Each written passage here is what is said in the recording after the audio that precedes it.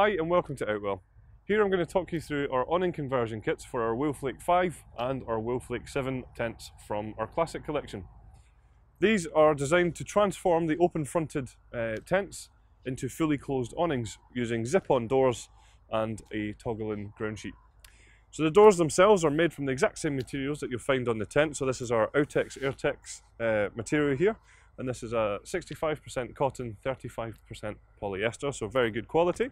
You'll also find that we have the same tinted windows on the door as well, and we have our floating guy lines, which obviously here you can see have our guy line retainer system, and we then also have the mud valance, which would run all the way around the front of the tent.